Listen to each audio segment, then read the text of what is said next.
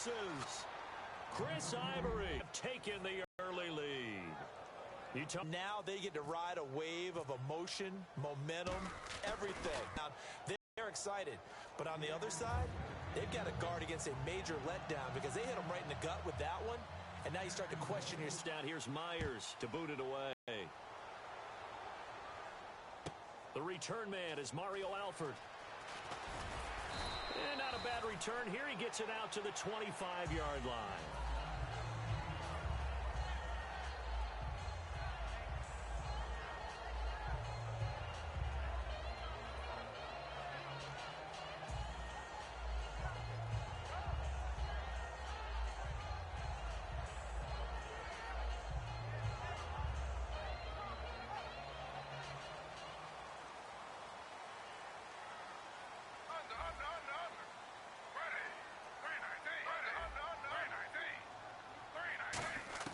They'll throw on first down with Griffin. Oh, he's going to air it out right away. And that's caught inside the 35. A big play that time for Cleveland. 44 yards. Well, we know he's got the speed there. He needed the speed and the hands. A great catch. And because of that speed, you have to respect it as a defender. So you have to either play off or make sure you're somehow in contact with him. And he's able to do exactly what you said. Use the speed to his advantage and go up and get the football. That's a big-time play right there. And the quarterback, he's got some big threats at wideout. And they seem to get bigger all the time, don't they, Brandon? Every time I look out and watch a game, we're getting these bigger, more athletic, acrobatic receivers. Under pressure, and he will go down. Sacked back at the 38. Now, that was just absolute perfect man coverage. Nowhere for them to go with the football. Led to a sack, and that's really difficult to... Out here by the offense. They'll have 2 remaining as we step aside here in this first quarter.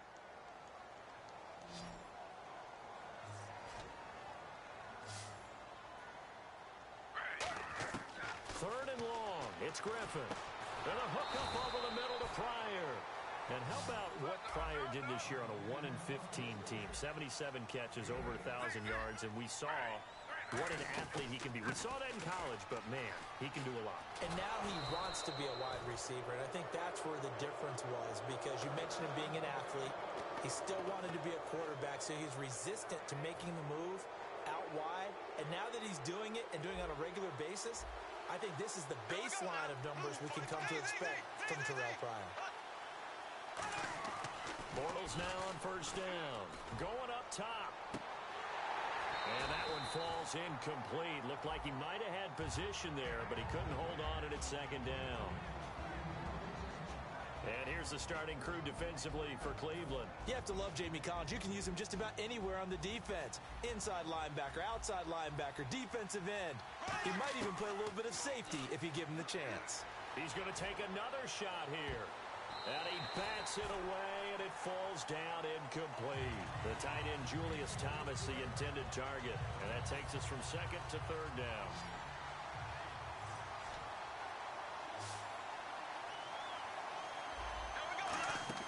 Throwing his Bortles on third down. And that's incomplete. T.J. Yeldon, the one he was looking for. And it's fourth down.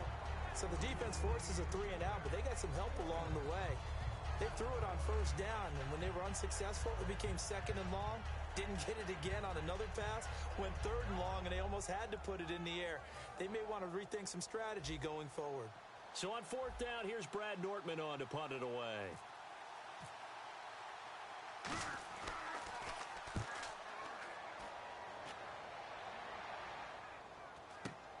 Pulled in at the 24.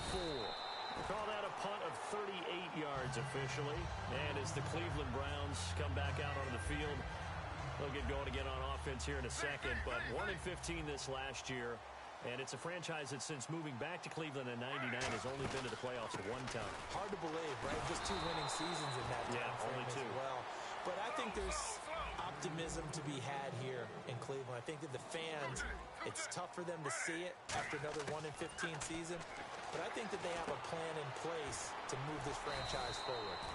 Ownership, front office, head coach, all in lockstep together with a vision and a plan that they intend to execute. Now it's Griffin. And this is going to be incomplete. Andrew Hawkins, the intended receiver, and it's 4th down. All right, let's go ahead and try and get into the body and the mind of the linebackers. Yeah, I know they're bigger and stronger than I ever was, but in this situation, they understood what was going on as much as the offensive guys, because the offensive guys are always taught, find the first down sticks and make the play. Well, on defense, what do you want to do? Guard the first down line. Make sure they don't get there and tackle them in front. They were able to drop in their zone coverage, figure out where the first down line was, and end up making the play, swatting it away so they couldn't get the completion. 26 yards on the play there. And on 4th down, they're able to convert and move the sticks.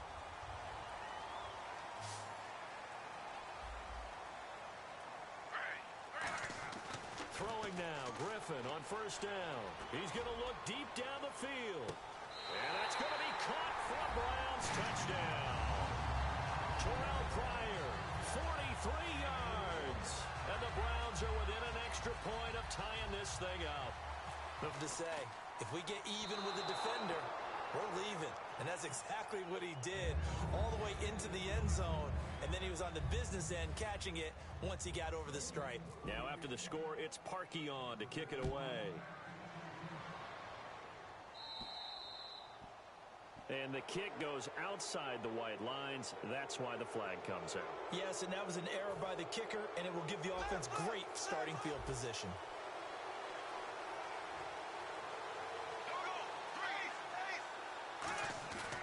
A running play now for Ivory. And he is going to lose yardage here. A loss of a full 3 yards, and now it's 2nd down. Doesn't matter who you're rooting for in this game. The effort of the man with the football, getting away from one and trying to turn forward and get some yardage, I really liked what he did there. Again, they run. Again, it's Ivory. And he'll get this up to about the 38-yard line. Just a yard there, so it brings up a tough 3rd and 12. Partner, we know today's NFL is really built around the guy throwing the football.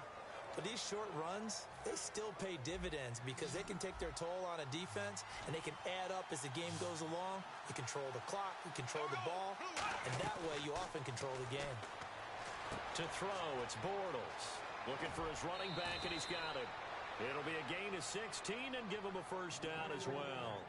We can talk all we want about football being a game of strength and brawn. It's also a game of mismatches, and they're trying to create one there, getting it to their back out of the backfield to make a bigger play. As we often say, get it to him in space, let him use his leg. Yeah, if he can get a matchup against a linebacker or maybe a defensive end dropping out in a zone blitz, he's going to win that battle just about every time. Throwing on 1st down is Bortles. And it pops free. The collision there jarred the ball loose and brings up 2nd down. Oh, man, for him to be that wide open and drop it, sometimes you have just too much time on your hands, right? You end up thinking way too much, and your hands get shaky. And yes, he's a tight end, but that's a catch he should have made.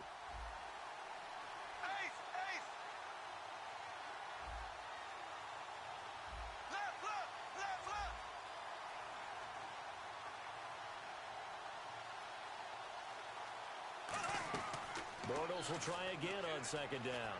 He's got time, and he is going to be hit and taken down. Bortles sacked.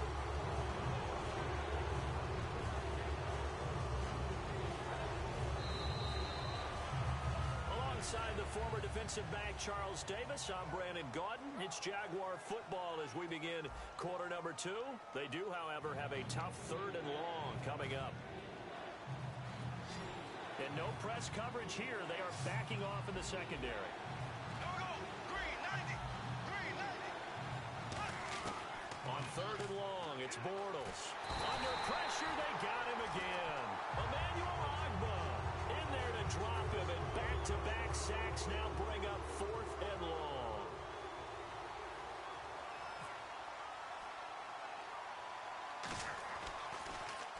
And now a low liner. I think he mishit it.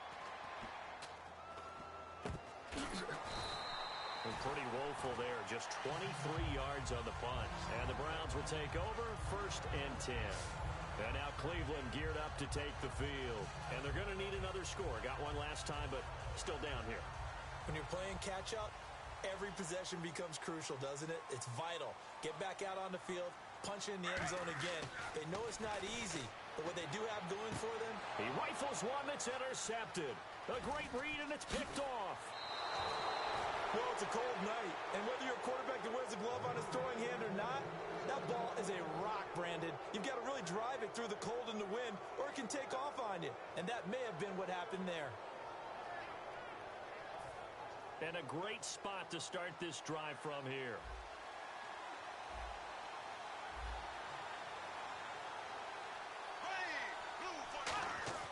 They go play action here on first down. He's going to take a shot for the end zone. And he fires one that's intercepted. Picked off. It's the Pro Bowl corner, Joe Hayden, with it. And a big turnover there as his guys will get the football back. Charles, when plays like that work, it's a thing to behold, but sometimes we see why they're very deep in the playbook. And how many times have Jaguar pressure and a Jaguar sack. Dante Fowler in there to sack him for a loss of 6. Well, the beauty of screen passes is they take a little time to develop, and they can often hit big, but sometimes they take too long to develop, and sometimes you get sacked. Yeah, what's perfectly called for a defense to attack a screen? Typically a blitz, and even though people think that the screen operates against the blitz, if you have the blitz called and you still cover the screen, now that allows your blitzers to get there. So incomplete on second down. Now they'll look to convert here on third. Third and long. It's Griffin. And that is incomplete. He was looking for Terrell Pryor that time. And that'll bring up a fourth down. But no, probably the smart play to try and pick. And whistle blown. A timeout here is taken, and it's taken by the kicking team. That's their second, so they'll have one remaining here in this second quarter. We'll be right back.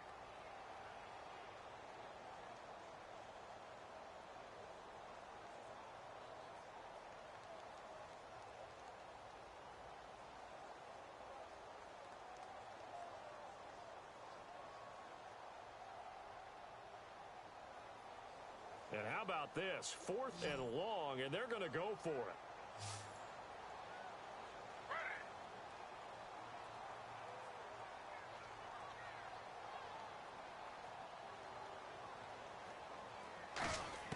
Here we go on fourth down with Griffin. He's going to wind up and air it out. This is intercepted. Picked off by Tashawn Gibson. And they'll start out with great field position at the 47-yard line in enemy territory. So that's back-to-back drives where they've thrown an interception. Ordinarily, we look at the offense and say, what's going on with your scheme? Maybe we should look at the defense and just give them a whole lot of credit. They've got them frustrated right now.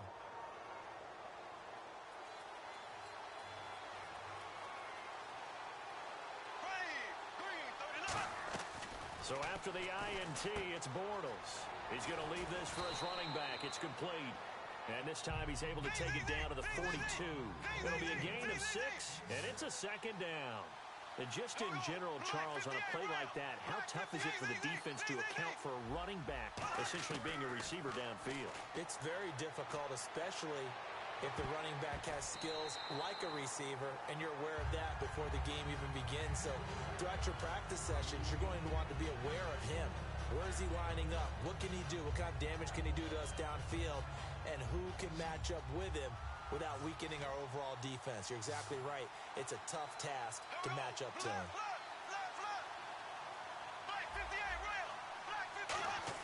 From the gun on third down, Bortles. And he'll be hit as he releases it, and that'll fall incomplete. Putting pressure on the guy throwing the football is always good, but when you can couple that with contact on him that leads to an incompletion, as we just saw there, that's winning football. And with the snow here, maybe asking too much of the kicker to try a field goal, so instead, offense on the field, they'll go for it on fourth down. Now Bortles trying to set up the screen, and it's intercepted. A great read, and it's picked off. And his guys are going to take over at their own 48-yard line. And now Cleveland geared up to take the field.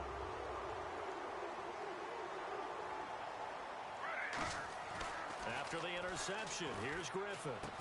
He couldn't quite hold it. Got hit. Ball pops out, incomplete. Well, you mind if we go off topic for a second? No, let's go. I like to do that randomly. AFC playoff contenders for this year that didn't make it last season. Who do you have that might get in? Well, I think Cincinnati's got to be considered there. Maybe they'd have an offseason that's calm, and they go into this season and try and get back to the playoffs where they've been perennials. How about Denver? Yeah. Remember last year, they didn't have the quarterback to start. Trevor Siemian played pretty well overall, but maybe they can get solidified there and ride that strong defense right back into the playoffs. I'm going to give you a couple a little bit off the pace. Indianapolis cannot afford to squander Andrew Luck, one of the better young quarterbacks in the game. They've got to get back to the playoffs. And Buffalo, brand new head coach, brand new people running the ball club. Let's see if they can figure it out, because I think defensively they can be awfully strong. Not only was that a 3-and-out, it was a third straight incompletion on this drive, and they didn't even think about trying to run the football. Now they have to give it up. They'll indeed go for it with Griffin.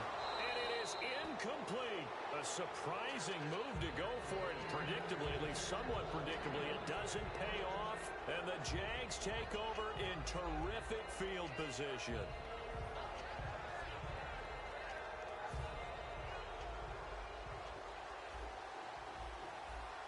They'll come out in the pistol. Trying to shake off the interception. He'll look to throw. They set up the screen to Ivory. And he is going to lose yardage here. It's a loss of 5 there, bringing up second. You know what the key to a good screen pass is, don't you? But you're going to tell me, good blocking? Well, good blocking eventually. But first, it's good acting. You want to let the defenders go past you, leak out to whichever side or even in the middle where you want to set up the screen, and then you do your blocking. How about the read, though, by the defensive guys? They weren't fooled at all and actually ran with the lineman to where the play was and smothered it for a loss of yardage.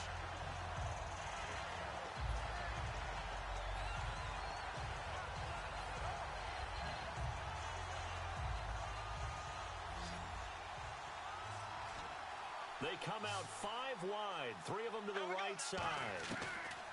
On 3rd and long, it's Bortles. He's got the hook up to Lee. And he takes this one down all the way near the 30. He's such a good route runner. Shows it there on 3rd down. Very proficient and a good pass. And you know what I've observed over the years in the NFL? The better a route runner you are, the more confidence your guy's going to have in you to go to you in important times, because he can trust you being in the right spot, and they connected there and picked up a first down. Well, clearly one of his advantages as a passer is his height. Sit back in the pocket, fired over the middle. That makes things tougher defensively, doesn't it? It really does, because your goal is to move the quarterback off his initial spot when he gets his drop back completed.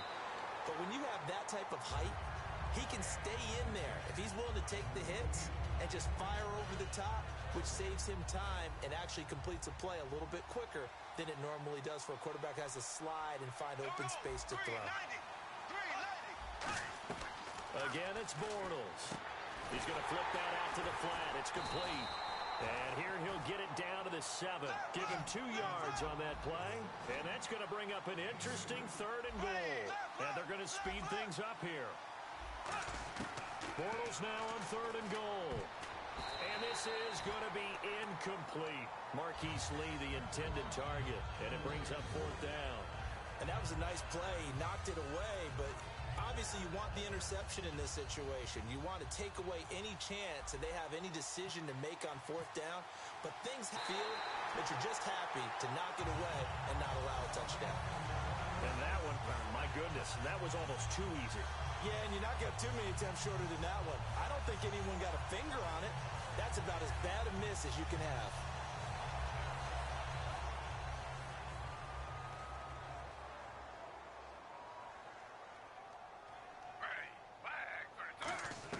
They'll throw on 1st down with Griffin. Out to the flat. That's complete to his running back.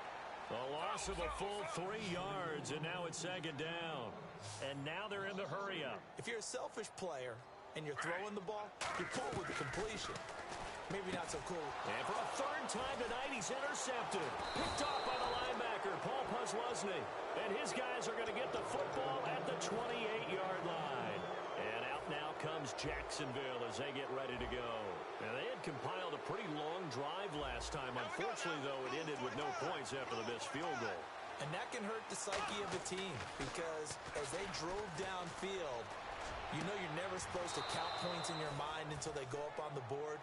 But let's face it, we've been there. We've seen teams before. They were counting on those points. They didn't get them. Can they come back now, start over again, and grind it out? In the red zone this time. Looks like the defense in press coverage here. They come out here in the eye. And here we go on 1st and goal. They'll try to run with Ivory. No gain on the play that time, and it sets up 2nd and goal. And the offense moving quickly to the line. A well-executed blitz, no doubt. Great job by the linebacker. Maybe the quarterback, if he could have seen that, could have audibled there. Yeah, he needed to be in a different play because... Now hold everything here. We're going to get a timeout by the offense. It's just their first, so they'll have 2 remaining here before we get to halftime.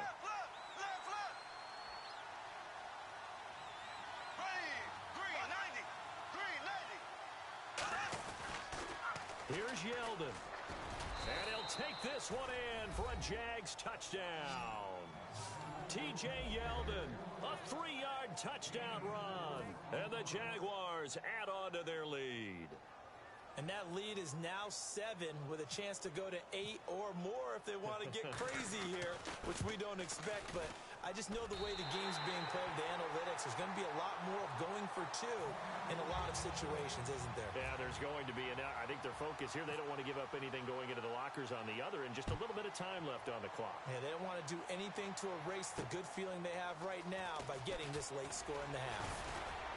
And he'll get it up just past the 20, and his guys will go to work at the 21-yard line. And now Cleveland geared up to take the field. And with time quickly fading here in the 2nd quarter, not sure how aggressively, offensively they want to play this.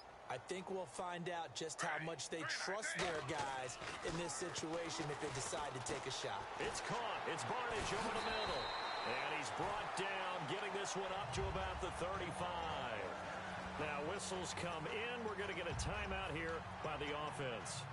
And with halftime on the horizon, they'll be out of timeouts from here forward. They come out 5 wide, 3 of them to the right side.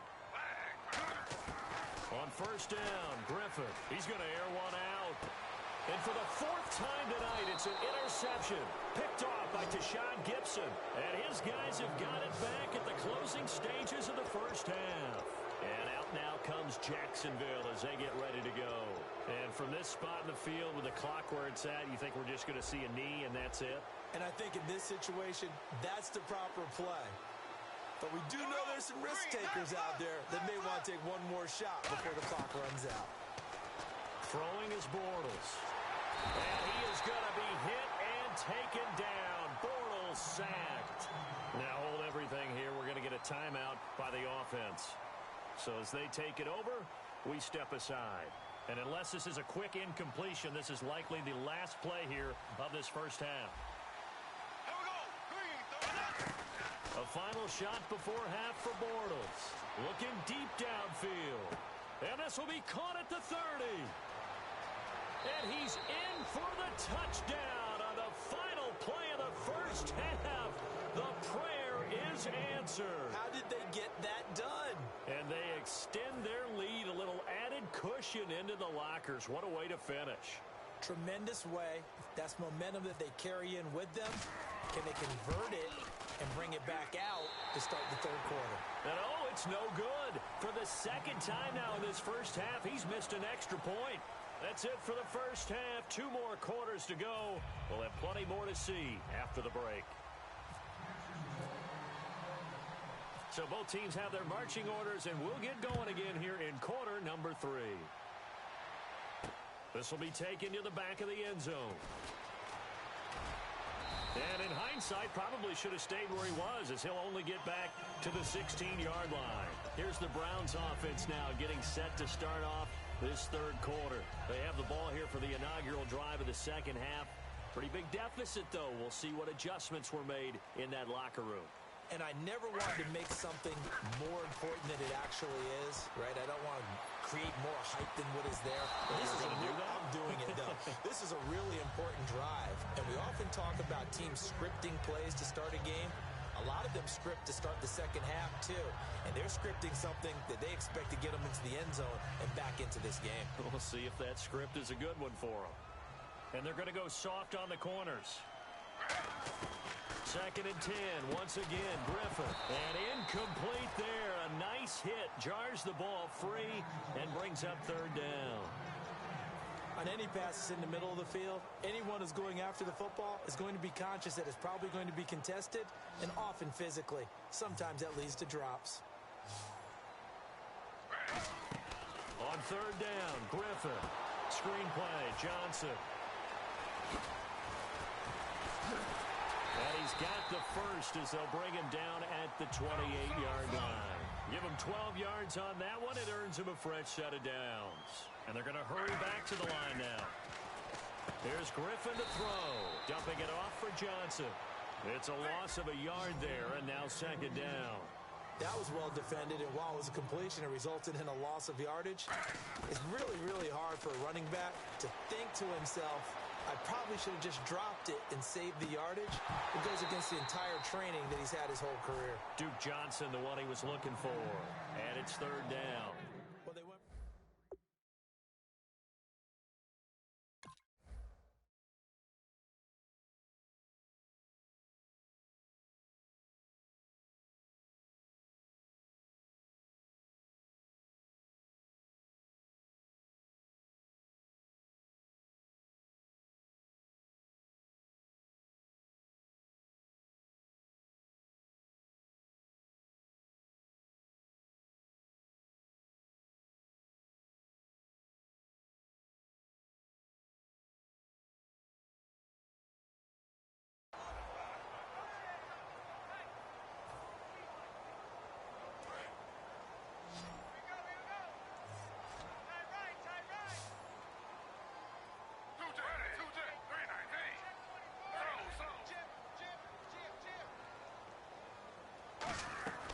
Griffin will throw again. He's going to try and go deep again. So they took a shot there on 3rd down, couldn't get it. Now it's 4. One of the toughest things about playing defensive back is pattern reading, trying to figure out what they're doing. And on that one, they had the fly, just sending a guy downfield with the in route accompanying it, what people call a dagger route, trying to hit the guy underneath after the clear out. In this case, though, they're not able to get it done. Yeah, they said forget the underneath route. They went for the guy on the fly, but as you said, incomplete. It'll be a pickup of 12 yards. And on 4th and long, somehow they're able to keep the drive going.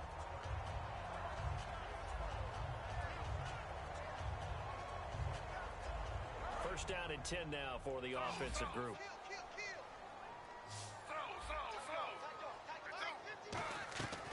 Now Griffin on 1st down. The throw to the left side, caught by Coleman. Just a yard on the catch there. It'll be 2nd and 9. And just a small glimpse there as to why they like this rookie so much. And that's why they lit up a little bit in our meetings with the coaching staff, didn't they? When we talked about him, they did. Yeah, you know, they like his work ethic. You know, this guy's running every route well in the route tree and getting better at it all the time, really honing his game. They expect a pretty good jump out of him as things continue to move on. To throw is RG3. A screen complete to Crowell. He got 29 yards that time. Well, that was a beautifully executed screen pass. They let the rushers get upfield and get the escorts in front, meaning the offensive linemen, other blockers out in front, completed the pass beautifully. So now you've got all that open space with big guys leading the way. And it pops free. The collision there jarred the ball loose and brings up 2nd down. Everything looked right on that play except the conclusion. He dropped it. An in route going into a little bit of traffic. Maybe in the back of his mind, he was wondering where the hit was going to come from. 2nd and 10 now. Griffin. And that is incomplete. Isaiah Crowell, the intended target. And now it's 3rd down. I remember growing up playing basketball. My coaches always talked about communicating on defense, making sure you talk on defense, know where your screens are, know where the cuts are coming from, who has who. Well, guess what? It's the same thing in football. Even though there's more noise out there, you can hear all the screams of screen, screen. And my goodness, another interception. Picked off by Tashawn Gibson. And that gives him now 3 interceptions in the game. Well, someone's locked into what they're trying to get done in the passing game. When was the last time we had someone get 3 in a contest? 2011, wasn't it? Kurt Coleman. Oh, yeah, that's right. With the Eagles. That's right. It's then with the Eagles, and I believe it's against Washington and Rex Grossman. That's correct. They'll try and get the run game going. This is Yeldon. And he takes this across the 15 to the 17. Call it a gain of 4 on first, and that'll make it second down. Not a run that you're going to write home about, but still a good first down run. That's what an offense calls staying on schedule. 3 to 4 yards on first down, you're set up very well for the rest of the drive. Now T.J. Yeldon, and he'll go down just shy of the 25 at the 24-yard line. 7 yards there, good enough to move the sticks. They're going to hurry back to the line now. That's a good, nice, crisp run for a first down. I wonder if the defense might have been loosened up a little bit, maybe anticipating a pass instead of the run that they got. He'll get a nice chunk there on the first down run, and it's 2nd and 4. Some runs are blocked so well, you almost forget that someone has to carry the ball to gain the yardage. The leverage by the offensive line to create space up front, really well done. At 5 yards on the play there as the drive will continue. So many teams want to throw the ball in this situation nowadays, but I love watching a team that has enough confidence to go ahead and run the football. In that situation, that's almost a tendency breaker. CD, wanted to get your thoughts just on the landscape of the offseason for each of these teams. Super Bowl in the rearview mirror, but so much going on. People look at the draft a lot. But there's a lot more that goes into the offseason for these front offices, is there not? It certainly is, and even before we get to the draft, you start with the combine, that's held in Indianapolis every year, and you have about 350 of the top prospects coming together to get their physicals and interviews and on-field performance, and all that will get evaluated along with their game tape. And then you got the free agents, all right? That starts, I believe, in early March, where now the free agents can start moving around to different teams, so your team's starting to take a little bit of shape there, free agency, because then the draft's coming up. You're trying to put your team together with new draft picks, have everyone start to move in one direction, and then you have the OTAs and minicamps. You get to see them on the field for the first time, and we start to get a better idea of how these teams are going to look when the fall begins.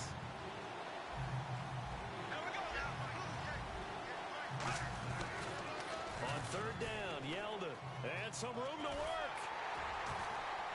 And he'll go out of bounds right around the 40.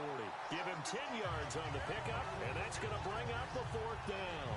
This offense really put themselves in a tough spot on 1st and 2nd down, needing long yardage to try and pick up a first down, and they ended up getting a great run. Explosive, picked up nice yardage. You don't expect to be in this situation on 4th down, but guess what? It all started with what happened on 1st and 2nd down. Really put them behind the 8 ball. Too long for a field goal, too short to punt that in-between range, and they'll go for it on 4th down. Green, 90. Green, 90. Ace, ace. Black 58, Williams. Black 58, Williams. 58, Williams. Black 58. Bortles to throw for it on 4th down. And they hit him as he throws, as this one's going to go straight down to the turf. Incomplete. Heading out as the Cleveland offense now as they get set to take over here. Looked like they had something going last drive. Then the interception happened. Will they recover? The memory they need to keep with them is that they did have something going. They were moving the ball on offense, had a nice sequence going. Don't worry about the other part. You can't get that back. Let's go back to what you were doing well before. I thought you were going to say they need to have no memory, but remember the good part, forget the bad. I like that even better. And quickly, they get to the line. And some changes here as the D-line separates some. And his throw's going to be incomplete. And we're back now here in Cleveland. It's the Browns with a deficit. They're trailing, but with the football here to start the 4th. And this offensive unit, they have to face a 3rd down and 12 now. On 3rd down, Griffin. He finds Coleman. And he's going to get this all the way down inside the 35. And in a 2-score game, obviously, every play, every 3rd down, like we saw there, magnified. Big pickup. It was a huge pickup. What they really want, though, is an idea. He's got his target. It's Coleman for the Browns touchdown. Corey Coleman, 33 yards. Browns have cut it back within a score. Now Parkey for the extra point. And it's no good. Well, that could be a critical miss here in a one-score game in the fourth. Now after the score, it's Parkey on to kick it away. And oh, he kicked it out of bounds. That's a big penalty. And this is where the rest of the team turns and stares at the kicker and says, you have one job. Execute it. They come out here in the eye. And he is going to lose yardage here. That's going to go as a loss of 6, and it'll set him back for second down. And in this situation with a lead fourth quarter, they're liking keeping the ball on the ground, I'm sure. That's just smart football, but you know the defense has to know it as well. They've got to stop them here. So now we're going to see that loading the box in a big way. 6, 7, 8, 9, whatever it's going to take, puts a little bit more pressure on your big offensive line.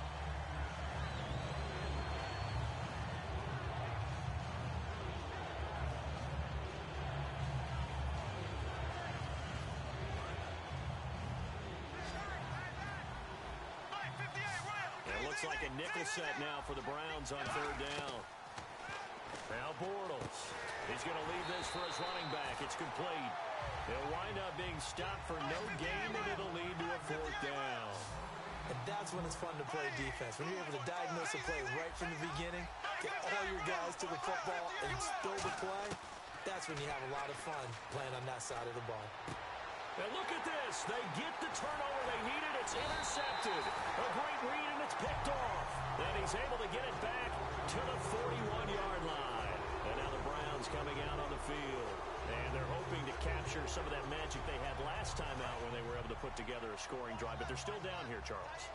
Not the major concern, though, because of what you talked about. They scored the last time out. They feel good about themselves. They feel like their game plan is now in effect. They know how to attack and what plays they want to put together.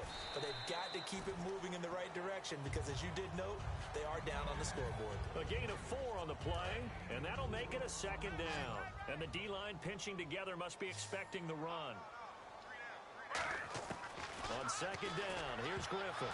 Throwing over the middle, and it's incomplete. The tight end, Gary Barnidge, the intended receiver. And it's third down. There are a good number of coaches that any time they call an in route are really worried about the play because there's so much traffic ordinarily that the ball has to get through to get to the receiver. And on that play, it was batted down. And the pressure getting to RG3. He's brought down for the sack. One score down. Here we go. They're going to go for it here on fourth down. Here we go. It's Griffin on fourth down. He's going to air one out. And now here is another interception. A great read, and it's picked off. And a big turnover there as his guys will get the football back.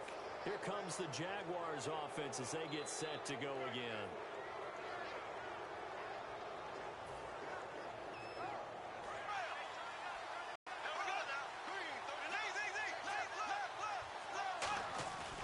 They'll start out on the ground. It's T.J. Yeldon. And he'll lose yardage here. Back at the 11, he goes down. That's going to go as a loss of a yard, and it'll be second down. The fourth quarter here, they've got the lead. They want to keep it on the ground. That's what they're doing. Smart football. Keep the clock grinding. Keep it going. But you got to figure now, they're going to see more people stacked up at the line of scrimmage as they try and bleed it out. He sets to fire deep. And look at this. They get the turnover they needed. It's intercepted. A great read, and it's picked off. And he will return this one to the 30-yard line. And now Cleveland geared up to take the field.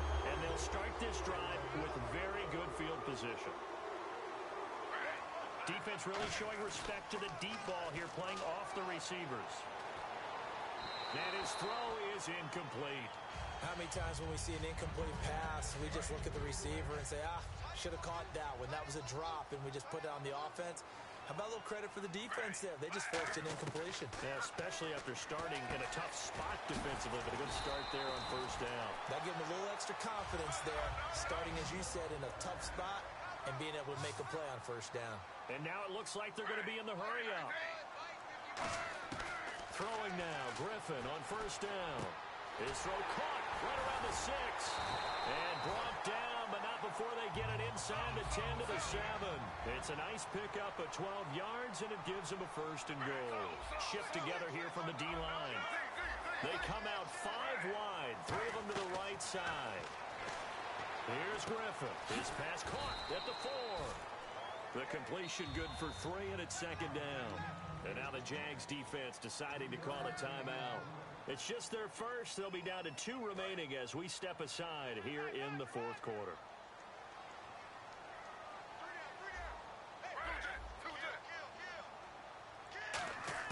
To throw again is Griffin. Time for a break. And the hit jarred it loose. It's incomplete. We're back to see what happens after this. This defense has held on so far. Now from the 3, this is third and goal. Back to throw. His pass caught at the 4. And he'll take it into the end zone for a Browns touchdown. Corey Coleman with now 2 fourth-quarter touchdowns. And the Browns are within an extra point of tying this thing up. Here we go. The Browns will go for 2.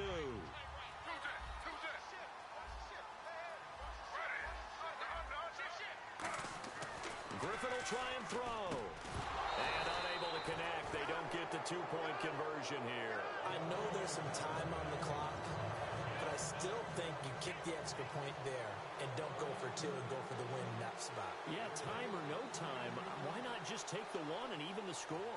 And then that way, no matter what, at least you know what you're dealing with now. It's a whole different strategy. You got to decide whether you're going to onside kick or just try and play defense and get the ball back.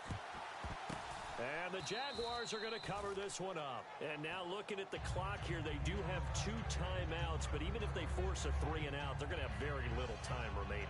So that means they've got to be aggressive and find a way to knock the ball free. They've got to come up with it because they can't just rely, as you noted, on using their timeouts and getting the ball back.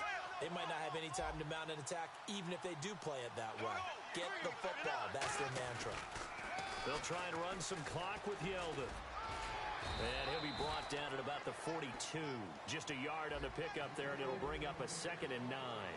Not a big run on the first play of the drive, but that doesn't necessarily mean it was a bad play. Sometimes you're just trying to settle in, get your guys a little bit of contact, and get things moving. Going for the deep ball. And look at this. They get the turnover they needed. It's intercepted.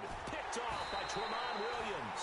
Past the 10 to the 11-yard line, and that's where the return stops. And the Browns getting set to go. They're only in need of a field goal, a decent amount of time on the clock. So tell me if I'm wrong. You don't have to be too panicked here. No, not at all. I agree with you. And this is where your preparation and your confidence comes into play. They've worked on these situations. They practice this all the time. They practice it all the time. They know what they want to get done. And in a lot of cases, the great competitors, they love this situation. They think they can go ahead and get it done. They practiced it. We'll see if practice makes perfect. Looking to speed things up here, going with some tempo. They'll look to throw. And that is incomplete. We know it's not an easy job to go out and catch passes when people are trying to tackle you and knock the ball away. But the bottom line is, that's a pass he's got to have and a pass he should have caught. He'll look to throw. And, a crusher there as it's intercepted. A great read, and it's picked off. And they'll set up shop right near midfield at the 49-yard line. And out now comes Jacksonville as they get ready to go. This remains a one-point game. The defense did their job. Now the offense here late, they just need to kind of hold on, seal this victory. And the defense did it so well, didn't they? Didn't allow any points and got the ball back for their offense in order to close it. And look at this. They get the turnover they needed. It's intercepted. A great read, and it's picked off. And a big turnover there as his guys will get the football back. And now Cleveland geared up to take the field. And tough starting field position here. Back to throw. He's going to let it fly. And he can't hang on to it. That would have sealed him. Instead, second down. And on 2nd and 10 now. Possible run anticipation here as the D-line sandwiches together. I guess they figure with a guy who is that hot downfield, who knows how to get... And, a crusher there as it's intercepted.